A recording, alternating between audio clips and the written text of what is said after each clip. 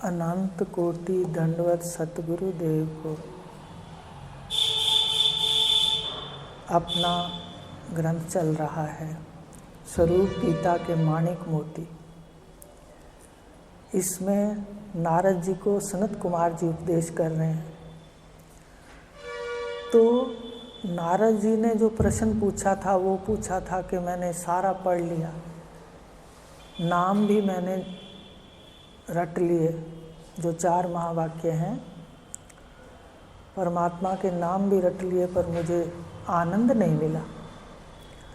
तो उन्होंने एक एक करके देखो उनको बताया है, अंतर्मुख ले गए। तो यहाँ पर एक बात आती है कि आते उन्होंने क्यों नहीं कह दिया कि भाई ये जो आनंद है ये बाहर नहीं है और आपके अंदर है। उठना चाहिए ना प्रश्न कि आखिर उन्होंने आते क्यों नहीं कह दिया नारद जी को, जबकि नारद जी इतना अध्ययन कर चुके थे, निवर्ति प्रधान संत, उनको एकदम नहीं कहा। तो उपनिषद विद्या ये इशारा करती है कि कोई भी साधक अगर आता है उसको आते ही कह दो कि तत्वमसि वह तू है, तो उसके कुछ समझ नहीं आएगा। यहाँ पर वो जहाँ बैठा है स्थूल शरीर पर भी नहीं बैठा, वो तो रिश्ते नातों के अच्छे और बुरे पर बैठा है। तो जहाँ पर बैठा है जीव साधक कामिल सतगुरु तत्वज्ञ, वहाँ से उठाना शुरू करते हैं। इसलिए वो प्रक्रिया देते हैं कि देखो दृश्य जड़ है, देखो शरीर तुम्हारा दृश्य है, देखो मन तक माया है और शून्य तक भी संस्कार पड़े हैं। पढ़ा था शून्य में स्फुरना है, स्मरण है, पढ़ा। इसमें नारद जी को उपदेश हुआ। तो फिर तब जाकर के कहते हैं कि तू साक्षी है, फिर ये साक्षी कैसे व्यापक है, ब्रह्म है, इस तरह से बात को लेते हैं। इस प्रक्रिया को उपोदघात कहते हैं, सीधा सीधा ना कह करके। हमारे ऋषियों ने बहुत वर्णन किया है। उन्होंने कहा कोई ऐसा व्यक्ति है किसी को स्पष्ट नहीं कहना चाहता, स्पष्ट कहने में अच्छा नहीं लगता, तो कहते हैं भाई आपके घर क्या गाय है? अच्छा, फिर आप दूध का बिलोना भी करते होंगे, तो उनको समझ आ जाती है कहीं लस्सी की ज़रूरत तो नहीं, तो पूछ लेते हैं दूध लस्सी चाहिए, तब वो अपनी बात प्रकट कर देते हैं। तो सीधे सीधे महावाक्य दे देना। आज भी किसी ने कहा, अभी टाइम लिया मिलने का, कि आप सीधा सीधा मुझे बता दो। अरे मैंने कहा मेरा विषय नहीं है ये सीधा सीधा बता दूँ, ये तो उपनिषद कह रहे हैं कि उसको धीरे धीरे सारे बाहर जहाँ बैठा है वहाँ का सारा व्यवहार समझाते हुए तब नारद जी को अंदर ले गए। कहा कि तुम जो कार्य करते हो कृति, वो सुख के लिए करते हो, सारे कार्य सुख के लिए करते हो। कोई भी कार्य भले वो परिणाम के अंदर दुख है, वो पता नहीं होता, पर वास्तव में हमारा जितना भी परिश्रम है, पुरुषार्थ है, परिश्रम कहते हैं संसारी काम के लिए, इच्छाओं की पूर्ति के लिए कार्य करना, और पुरुषार्थ कहते हैं परमार्थ की प्राप्ति के लिए जो कार्य होता है, वो सारा सुख के लिए है। यहाँ भी हम आते हैं तो सुख के लिए कि हमें सुख मिलेगा। तब उन्होंने कहा कि सब कार्य सुख के लिए हैं। तो नारद जी ने कहा मैं सुख की इच्छा करता हूँ। कहा उपासना नहीं, कहा इच्छा चल रही है, और वो ज्ञान दे रहे हैं। तो उन्होंने कहा कि जहाँ तुम सुख ढूंढ रहे हो वहाँ सुख नहीं है। ये हमें उपदेश है कि हम जहाँ सुख ढूंढ रहे हैं वहाँ वो नहीं है। चाहे हम कितने जन्म ले लें, पर जहाँ ढूंढ रहे हैं माया में वहाँ सुख नहीं है। अब एक बात आपको और भी बताते हैं। जब ओम में माँ लिखते हैं, ओम लिखते हैं ना, ओ लिखते हैं पहले, फिर एक 3 बनाते हैं। आपने पहले ओम लिखा हो ना, जो देखा हो।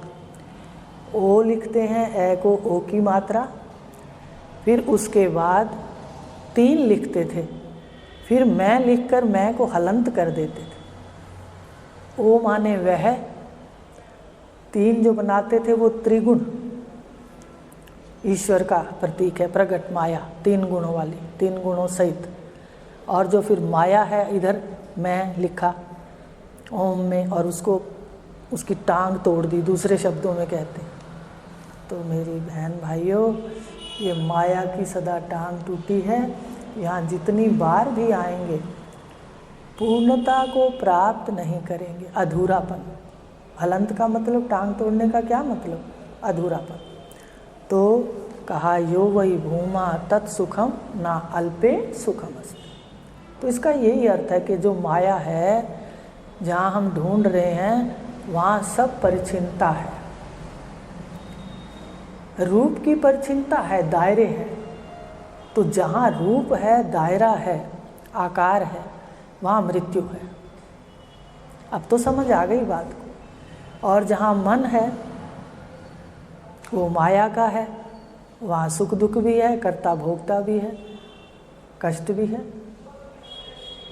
और जहाँ इसको उतार दिया, माया का समझ के इसके साक्षी हो गए, इससे परे हो गए, आप प्रकाशक हो, उसका सुषुप्ति में देख लो। वहाँ कोई सुख नहीं, दुख नहीं, ना मैं कोई करता हूँ, ना मैं भोगता। ये सच्चाई है। तो उन्होंने कह दिया इस माया के लिए कि अल्प में 2 नुकसान हैं, इसमें 2 बुराइयां रहती हैं। एक तो ये मृत्यु से ग्रस्त है और दूसरा दुख रूप है। कहा यो वही भूमा तत्सुखम ना अल्पे सुखम अस्ति, माने सुख रूप नहीं है। फिर कहा यो वही भूमा तद अमृतम अथ यद अल्पम तन मर्त्यम, कि यहाँ मृत्यु भी है। कहा तो 2 नुकसान है और 2 ही हमें कष्ट दे रहे हैं, उसके लिए हम भाग रहे हैं, खोज रहे हैं माया के अंदर, संतान के अंदर, घर परिवार के अंदर, ऐश्वर्य के अंदर। लेकिन उन्होंने कहा वो सुख कहाँ है? अब वो बता रहे हैं, वो सादे शब्दों में सुख हमारे अंदर है, अपना स्वरूप है। अब वो लक्षण बता रहे हैं क्या, कि जहाँ यही चल रहा था कि ना अन्य है,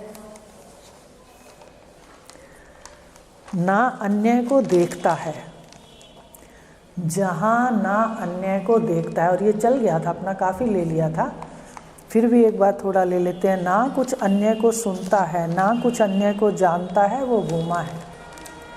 जहाँ अन्य सुनता है, अन्य देखता है और अन्य को जानता है, वह अल्प है। अन्य अन्य माने, अन्य का माने दूसरा। जहाँ तक द्वैत है वहाँ पर मृत्यु भी है और दुख भी है। अब अपने देख लिया था कि जागृत में भी हम देखो अन्य को देखते हैं। उसने मुझसे ये कहा, वहाँ चलना है, उसका स्वभाव ऐसा है। गुण सारे परमात्मा के हैं, पर हम अन्य को देख करके अन्य का वर्णन करते हैं, जागृत में भी और स्वप्न में भी अन्य है। वहाँ भी हम सुनते भी हैं, देखते भी हैं, अन्य से बात सुनते हैं, अन्य को बात कहते हैं, अन्य का ज्ञान हो रहा है, पर सुषुप्ति में दोनों नहीं है। यही स्थिति जो उन्होंने कहा कि ये जो सुषुप्ति है, इसमें ना जागृत का व्यवहार है, ना स्वप्न का है। जगत का शून्य है, तो यहाँ पर जो है अन्य नहीं है कोई अन्य? बताइए। तो कहते वो भूमा तत्व है। अब आप भी जान लो कि जब हम सुषुप्ति हमारे सामने आती है, तो उस वक्त हम भूमा के अंदर अपनी मैं, बड़ी मैं के अंदर लय होती है। तो इसी को जागृत में जानना है। देखो ये तो ईश्वर ने रच दिया, द्वैत रच दिया, अद्वैत भी रच दिया, पर बड़ा धन्यवाद है सतगुरुदेव का, द्वैत तो सभी ने प्रतिपादित कर दिया, पर अद्वैत केवल एक ही मुख ने प्रतिपादित किया। इतने मुखों ने, सैकड़ों मुखों ने क्या क्या कहकर हमें बनाया। माँ बनाया, बहन बनाया, सास बनाया, बेटी बनाया, बहू बनाया, अच्छा बनाया, बुरा बनाया। एक मुख ने बनना समाप्त करवा दिया कि बनो मत। बनने में दुख है, जहाँ बनेंगे वहीं पिटेंगे, कहानी है ना। देखो ऐसे हमारे ऋषियों ने जगाया है। उन्होंने कहा 2 संत जा रहे थे, एक शिष्य और एक गुरु। सुनी तो आपने है, पर फिर से सुना देते हैं। तो संध्या का समय हो गया। दोनों ने विचार किया कि ये सामने बगीचा है, इसके अंदर लेट जाते हैं। लेकिन जब लेटने लगे तो थोड़े समय के बाद वहाँ पर चौकीदार आया। उसने कहा भी कोई चोर चकार ना हो। तो उन्होंने डंडे को थोड़ा पटका और फिर जोर जोर से उसको बजाया, कौन हो कौन हो। तो गुरुदेव तो कामिल थे, वो तो चुप बैठे रहे, पर जो शिष्य था वो साधक था। उसने कहा संत हैं। तो उसने एक डंडा उनको हल्का सा मार दिया। कहते सभी यही कहते हैं, जो आते हैं चोरी के लिए वो कहेंगे मैं चोर हूँ, संत ही कहते हैं। फिर उसने जाकर उनके सामने भी ऐसे किया। वो बेंच पर बैठे थे गुरुदेव उसके, तो शांत बैठे रहे। उसने देखा ये शांत बैठे हैं, तो उसने ध्यान से देखा भगवा कपड़ा है, तो उन्होंने हाथ जोड़ दिया, अच्छा महाराज जी हो, ठीक है बैठे रहो। बात आ रही है समझ कि वो बना, उदाहरण दिया कि वो संत बना। तो कहा जो बनता है संसार में वो पिटता है। सच बताओ, रिश्ते नाते निभाते ही तो हम घुटन में आते हैं। अगर अंदर से हम अपने गुरुदेव की बात माने और अपने में स्थित रहें, बनना माया का है, इससे असंग हो जाएं, तो उसकी तरह हम भी हर व्यवहार के अंदर शांत रहेंगे। तो फिर समझ आ गई और वो चला गया। तो इसी तरह वो कह रहे हैं कि भाई ये जो अल्प है, जहाँ हम बनते हैं अल्प अल्प है, ठीक है। तो यहाँ पर मृत्यु भी है, दुख भी है और विकार भी है। तो सुषुप्ति में अन्य नहीं है। तो अब आप ये कहोगे कि फिर क्या हम अपनी सुषुप्ति में बैठे रहें? कहते नहीं, जागृत में जो व्यवहार है उसमें हम इन माया को मिथ्या जानकर, ये बनने को जो हमारे पार्ट हैं इनको मिथ्या जानकर अपने असली स्वरूप का निश्चय करना। ये माया है, शून्य से प्रकट हुआ, इसका असली स्वरूप तो शून्य है। तो जब हम ये देखेंगे कि मिथ्या है, कुछ समय का पार्ट है, या लेन देन कहेंगे, तो उस समय हम शांत हो जाएंगे। वास्तव में ये है कहाँ? सर्व आप ही तो है। फिर ये देखेंगे, विवेक के लिए गुण देखेंगे, मिथ्या देखेंगे, लेकिन फिर जब स्वरूप में बैठेंगे तो क्या दिखेगा? इधर आप ही आप है, आप ही आप है, खेल है, उसकी लीला है। तो इस प्रकार उन्होंने कहा कि हम कर्ता भोक्तापन से भी छूटेंगे और दुखों से भी छूटेंगे, जहाँ अन्य को नहीं देखेंगे। अब सनत कुमार जी ने आगे कहा, पहला उन्होंने क्या उपदेश किया कि जहाँ अन्य नहीं है, और आपको उपनिषद का बहुत बार बताया है कि जब ब्रह्म के अपने घर के लक्षण उपनिषदों में बताया ना, वो मंत्र है सलीले को, जहाँ एक रह जाता है, माने माया रहती है और दृष्टा जो ये अनेक अनेक दिख रहे हैं सब जगह कि मैं दृष्टा, ये अद्वितीय हो जाता है, माने उसके बिना कोई दूसरा नहीं रहता। वो स्थान है, वही अपना घर है, वही अपना परम धाम है, वही अपनी निधि है, ये कहा उपनिषद के अंदर। तो यही सुषुप्ति का उन्होंने उदाहरण दिया कि ऐसी अवस्था जागृत, कि भाई आप ही तो है, सारा गुणों का खेल है, सत भी है संसार में, रज भी है और तम भी है। तो आगे उन्होंने कहा कि ये जो भूमा है ये अपनी महिमा में स्थित है। अब यहाँ पे भी ध्यान देना शब्दों का। सनत कुमार जी ने कहा भूमा अपनी महिमा में स्थित है। अब उन्होंने कहा महिमा में स्थित भी नहीं कहा जा सकता, क्योंकि स्थित किस में होते हैं? दो में, एक है और दूसरा उसमें स्थित है। तो कहा ये तो दूसरा कोई उसका है ही नहीं सहारा, उसके बिना कोई दूसरा है नहीं। तो कहना पड़ता है कि जगत उसकी महिमा है, पर वह तो उसका कोई भी आलंबन दूसरा नहीं है, आश्रय नहीं है। वह आत्मा ही सबका आश्रय, जो बताया अभी कि जहाँ अन्य अन्य को नहीं देखता, अन्य अन्य को नहीं सुनता, नहीं जानता, ये स्थिति जो है ऐसी हमारे मन की बुद्धि की स्थिति हो कि हमें अन्य दिखे ही ना, क्योंकि अन्य वास्तव में है ही नहीं। है तो बताना, मनन करके आना, फिर देख लेंगे कि अन्य क्या है। तो कहा कि जब यह अद्वितीय है, व्यवहार दृष्टि में महिमा किसको कहते हैं? आपके धन, मकान, हाथी, घोड़े, मित्र, स्त्री, पुत्र, पद आदि को व्यक्ति की महिमा कहा जाता है। तो ये संसार दृष्टि में महिमा अलग है और व्यक्ति अलग है। व्यक्ति के भौतिक ऐश्वर्य उसकी महिमा कहलाता है। यहाँ तो अन्य है ही नहीं, बता दिया, अन्य में स्थित है। यहाँ तो द्वैत पर है, यहाँ तो द्वैत है, पर ब्रह्म व्यापक सत्ता के संदर्भ में ऐसा नहीं है। तो द्वैत, पर इस द्वैत में भी अद्वैत है, भूमा है। हम विचार करके बहुत बार देख चुके कि ये जो आत्म सत्ता है, सुषुप्ति में आप सबके साक्षी हो, अद्वैत हो जाता है इसका। दृष्टा अद्वैतो, देखना आज जा करके। जागृत में दृष्टा भिन्न दिखता है, स्वप्न में भिन्न दिखता है, लेकिन सुषुप्ति में अद्वैत हो जाता है। सबकी सुषुप्ति को जानने वाला एक प्रकाशक।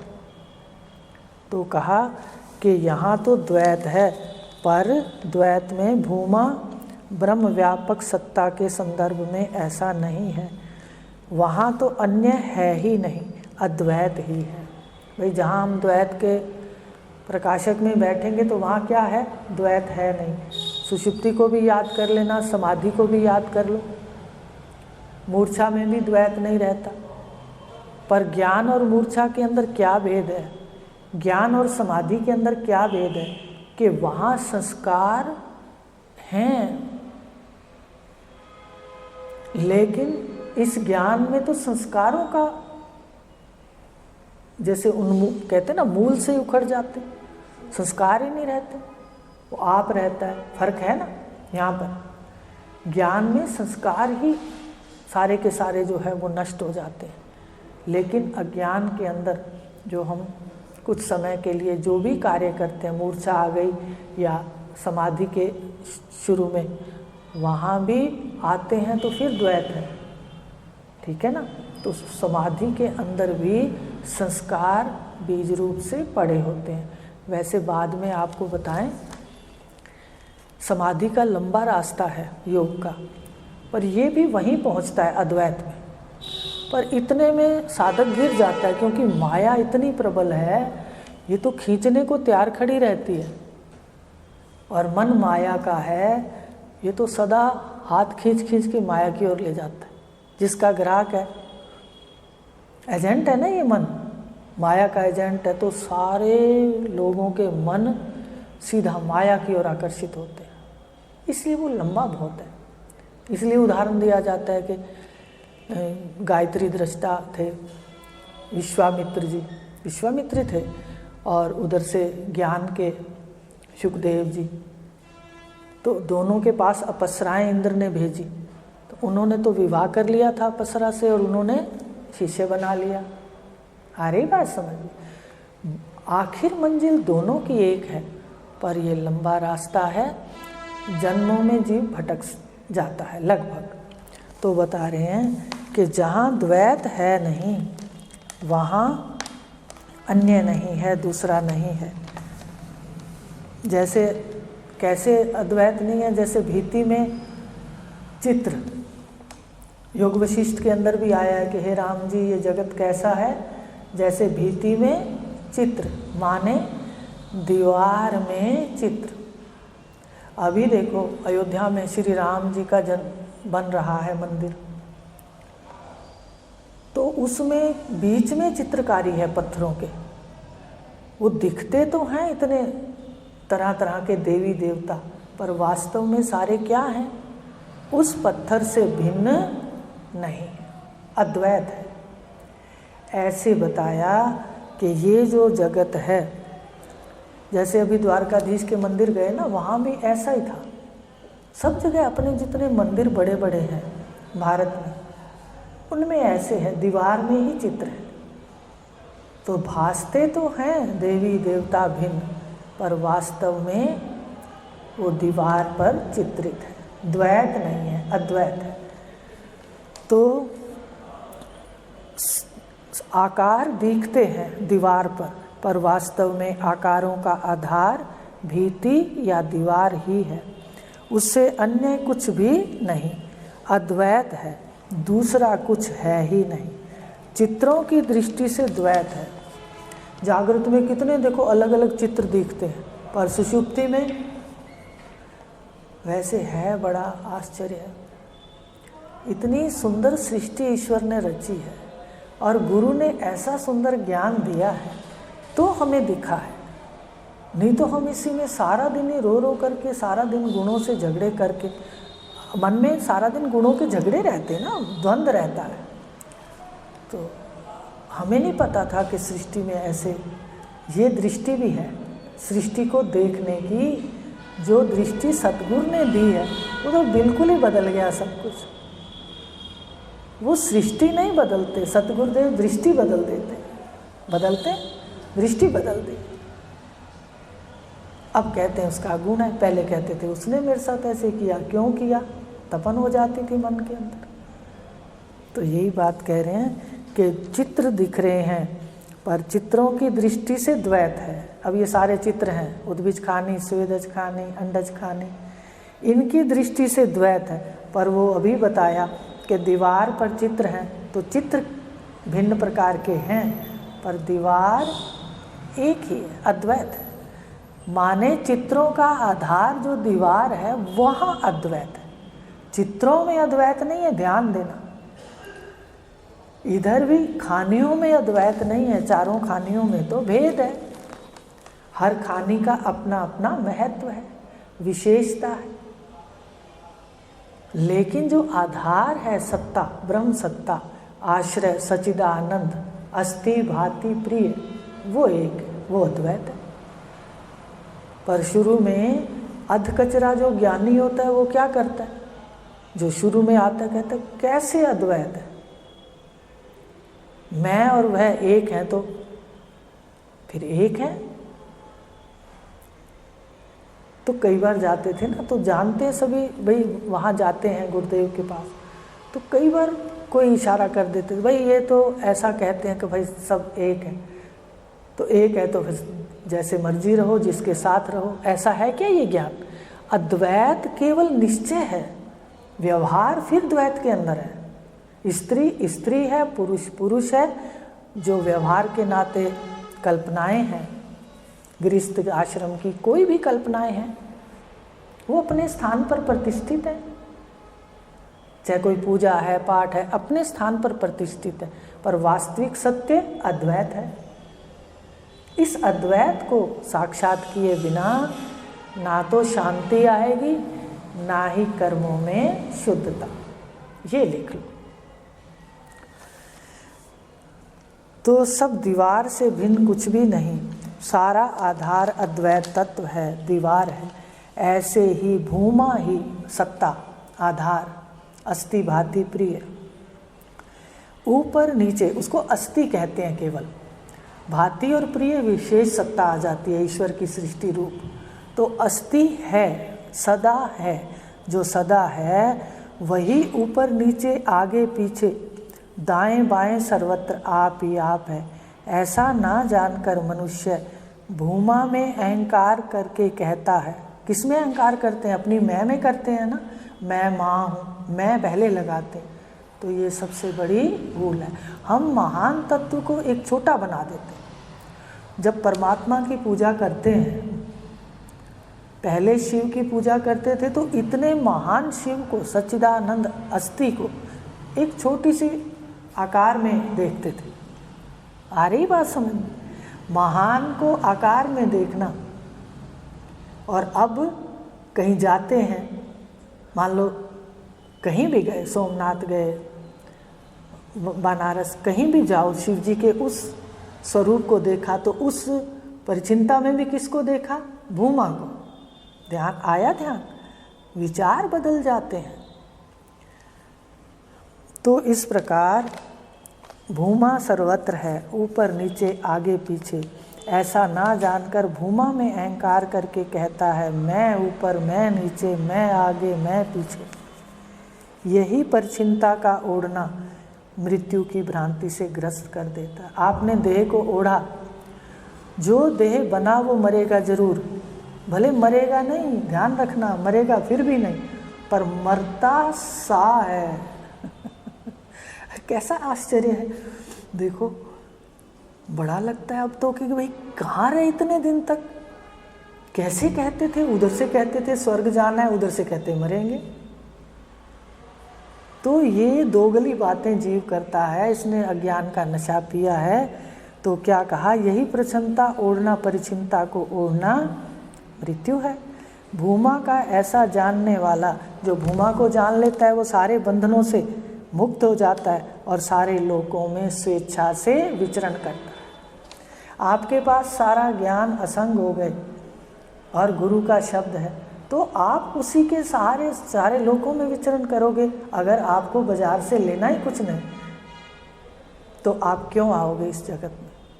और फिर इस जगत में आने के लिए ये रास्ता गर्भ से होके गुजरता है, याद रखना। हमारे उपनिषदों में कहा है कि गर्भ से होकर के इसको आना पड़ेगा। ये सीधा नहीं आ सकता कि भाई यहाँ से शरीर छोड़ा तो मैं सीधा वहाँ बैठ जाऊँ जाके। इसको गर्भ का मार्ग जाता है, इसके यहाँ आने तक देखो तो कितना पार करके हम यहाँ आए हैं। क्यों ना अपने को जान लें। तो इस प्रकार आकर के बिना ज्ञान के हमारे ऋषियों ने कहा, उपनिषद में लिखा कि ये बिना दांतों वाला संसार उसको चबा चबा के खाता है, कष्ट देता है। मनन करो इस बात का। आज इसी जन्म में क्यों ना सारा कार्य कर लें। देह अपने पास है, अभी हम अपने को निश्चय में ले आए। तो उन्होंने कहा वो स्वेच्छा से विचरण करेगा, जन्म मरण से मुक्त हो, बंधनों से हो जाएगा मुक्त। फिर वह क्या कहेगा? मन का आश्रय कौन है? आत्मा। आत्मा से मन, मानो लहरें उठी हैं तो लहरें सागर के जल का स्वरूप ही तो हैं। लहरें किसका स्वरूप है? जो सागर में जल है वही लहरों में है। तो जो लहरें हैं, मन, बुद्धि, चित्त, अहंकार, भूत, जो भी अपन पढ़ते हैं तत्व, जितने सारे ब्रह्म सत्ता की लहरें हैं, सब में वो आप ओत प्रोत है। तो कहा वो क्या देखता है? आत्मा से मन है, आत्मा से ही अन्न है, जो उन्होंने पीछे बताया था ना, उसको दोहराया। आत्मा से ही बल है, आत्मा से ही प्राण है, आत्मा से वाणी है, आत्मा से चित्त है, आत्मा से संकल्प है, आत्मा से ध्यान है, आत्मा से ज्ञान है, आत्मा से निष्ठा है, आत्मा से श्रद्धा है, आत्मा से स्मरण है, आत्मा से आकाश है, आत्मा में सर्व है। आत्मा सर्वम है, मतलब जो भी वो उसके सामने प्रकट होगा, मान लो अंदर भाव उठते हैं तो भी वो कहेगा आत्मा ही है, अगर बाहर देखेगा तो भी वो कहेगा आत्मा ही है। बात समझ आ रही है? सारे भूत उससे प्रकट हुए तो कहेगा आत्मा ही है, आत्मा ही है। कैसे समझेगा? कहते जैसे जल में लहरें उठती हैं, तो जानकार तो देखता है कि जल है।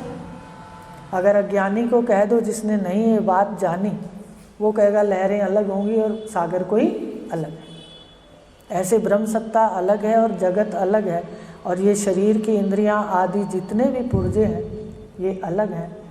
ये अज्ञान की बात है। जानकार की ये स्थिति हो जाएगी, चाहे वो वृत्तियां हैं, चाहे देह के तत्व हैं, चाहे जगत का विस्तार है, द्वैत है जितना, वो सब आत्मा ही।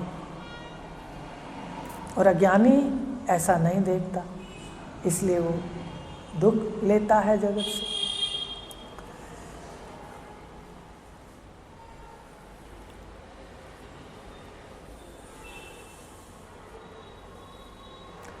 एक दिन बैठे बैठे ऐसे दिखने लगा संध्या में कि आनंद सर्वम है, ऐसा लिख दिया था। वाक्य लिख देती हूँ लेकिन अब बता रही हूँ, ऐसे आके आनंद सर्वम है।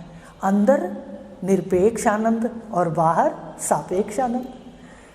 बैठे बैठे आया तो उसको लिख दिया कि भाई बात तो बहुत ही सुंदर है कि अंदर है कौन सा है आनंद, सर्वम है। अंदर जो हम अंदर जिसको कहते हैं वो निरपेक्ष है, ठीक है ना, उसकी सुषुप्ति में दर्शन। और बाहर वही आनंद सापेक्ष है, किसी की अपेक्षा से मिलेगा, किसी उपाधि से मिलेगा।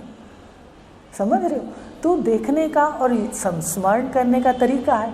तो कई प्रकार की बातें आती हैं चिंतन के साथ, तो चिंतन गुरु की कृपा से होता है। अंदर बाहर, आप ही आप है, आनंद ही आनंद, पर निरपेक्ष और सापेक्ष।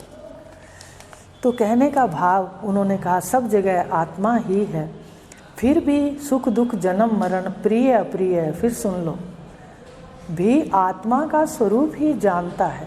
आत्म आनंद अनुभूति, आत्म ज्ञान अनुभूति, आत्मा ही स्वयं प्रकाश की अनुभूति करता है। आत्मा ही स्वयं प्रकाश है, आत्मा ही आनंद स्वरूप है, आत्मा ही ज्ञान स्वरूप है। तीन बातें। अनुभव स्वरूप आत्मा ब्रह्म ही है सात्विक भोजन से। अब ये जो इतना जानता है उसके लिए भोजन पर विशेष बात आई है कि अगर हमारा भोजन तमोगुण या अनेक प्रकार के तामसिक वृत्ति से, तामसिक चीज़ों से युक्त है, तो फिर मन स्थिर नहीं होगा। उसके लिए बताया है कि सात्विक भोजन से मन शुद्ध होता है। मन शुद्धि से वृत्तियाँ निर्मल होती हैं। मन, संस्कार किससे उठते हैं? वृत्ति मन से उठती है, बुद्धि से उठती है। अगर निर्मल बुद्धि है तो वृत्तियाँ कैसी होंगी? वो भी निर्मल उठेंगी।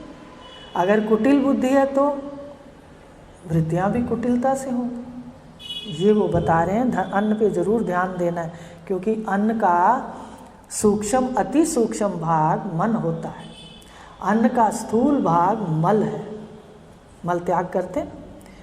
अन्न का स्थूल भाग मल, सूक्ष्म भाग मांस और अति सूक्ष्म भाग मन है। जैसे कोई अपने दूध में दही बना करके उसका बिलोना करते हैं तो देखते हैं ना कि छाछ भी रह जाती है और छाछ के नीचे भी बुरादा होता है, और जो उसका अति सूक्ष्म भाग है वो मक्खन बनकर ऊपर सामने आता है ऐसा। तो ये मन क्या है? अन्न का मक्खन है, याद रखना। और शरीर देखो कैसी इसमें मशीनरी आश्चर्य युक्त है कि एकदम बिलोना करके अन्न का है मल को नीचे रख लेती है मांस, और फिर मन को सूक्ष्म अति सूक्ष्म कर देती है। मन आपको वो दिखता है। कोई कहे हाथ में दिखा दो, नहीं दिखता। कोई कहे नहीं दिखता तो है नहीं, मन है। किसी के घर जाते कहते बड़ा हो तो देख के बहुत खुश हो गया, बड़ा मन प्रसन्न हुआ, मेरा भी। आ गई बात। उसके मन को हमने देख लिया कि उसका मन मेरे आने पे है या कैसा है। तो इस प्रकार उन्होंने कहा वो सारा का सारा भोजन पर है। अब भोजन की बात आ गई, अगली बार इसको लेंगे। आज इसको पढ़ के आना, बहुत गहरी बातें आई हैं। अद्वैत तत्व में ये जितना द्वैत है इसमें अद्वैत को देखना है। फिर सारी लहरें अद्वैत की हैं, आत्मा की हैं। और अज्ञान में भिन्न भिन्न है तो कष्ट है, और अद्वैत है भूमा में है तो जीव मृत्यु से परे है, और परिच्छिन्न में बैठा है तो मृत्यु से ग्रस्त है। जहाँ मृत्यु है वहाँ दुख है, इसलिए दुख सुख अल्प में निवास करते हैं। ये किसको बताया? नारद जी को, और उनको स्थान भी बता दिया सुषुप्ति के माध्यम से। आगे फिर लेंगे भोजन की बात को अगली बार। हरिओम। शांति शांति।